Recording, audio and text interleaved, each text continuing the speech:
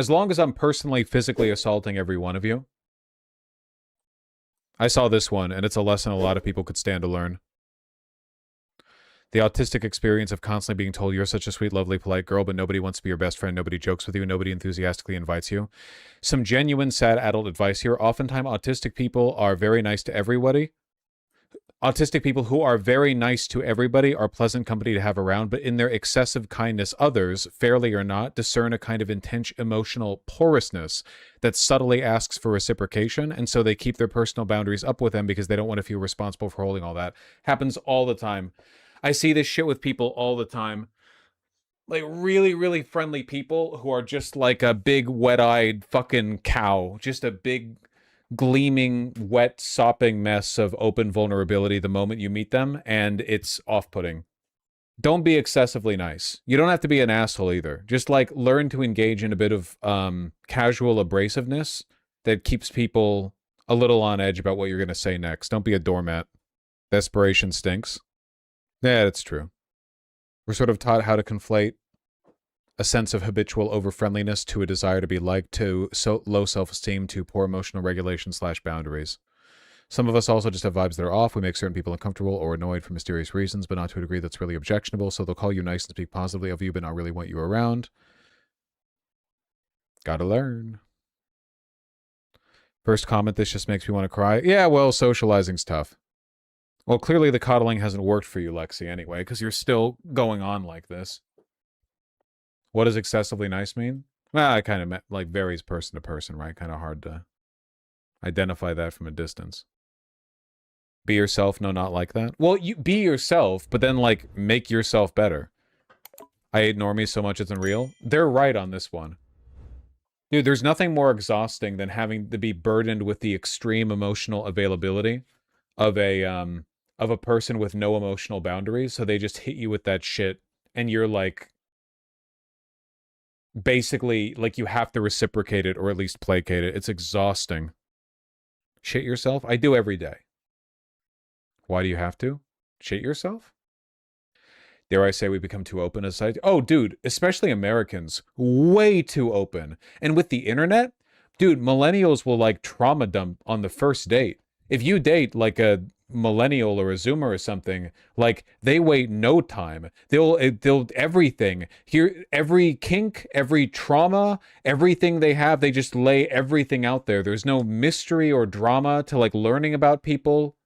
Everyone just, like, immediately, here's the damn open book. You know? People overshare like crazy these days. It's the I hate small talk autism. Small talk is so fucking important. This is one of the biggest autist L's, and trust me, they rack them up. The believing small talk's not important or, like, beneath you. For one, you're probably not that smart. Statistically speaking, you're exactly average. You're not above small talk. The point of small talk is to engage with light subjects so that you can make, like, decisions on a person's affect, behavior, personality, and intentions without immediately jumping into, like, a deeper topic that distracts you from the personality of the person you're talking to. Like, I could talk about a very specific theoretical topic with anybody because I find it interesting. If I was having a conversation on, like, I don't know, fucking, it's just Japanese, whatever you want to say, let's just say Dark Souls lore, okay? I could have that conversation with anybody, you know? But it doesn't necessarily tell me much about their personality because I'm gauging in a very specific subject. What if they're just, you know, generally engaging on the Dark Souls thing, but on the rest of all the topics we might talk about in the future, they're fucking obnoxious or abrasive or boring, or when we're not being distracted by a specific topic, they're, like, you know, weird or creepy or something, you know? Small talk gives you the in so that you can better understand big talk. Also, I've talked to people who are like, I skip the small talk and go to the big talk. Your talks ain't that big. Your talks ain't that big, I'm sorry. What if we all live in a simulation? Yeah, okay, nice, Elon. Real big stuff. Joe Rogan type shit? Yeah. You talk big, but your dick is small. Yeah, what are you doing talking big when you're not even... Get your priorities in order. Swap that shit. Small talk, big dick. Easily superior. For a shade, not every message can be bait. My biggest socialization issue is I don't care about mainstream media, and most people always want to talk about that. You should probably engage a little bit with mainstream media because it not only gives you a framework for understanding like culture at large, but also gives you more to talk about with people. There's nothing wrong with that. As far as I'm aware of Masaigu, people don't even socialize over there in Japan. Ow. Just wear masks in public.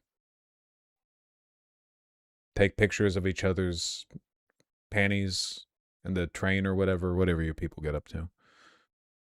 To be fair, the issue isn't autistic people being socially weird, it's the expectation everyone else should adjust their life around it. Well, autistic people being bad at socializing mostly hurts them.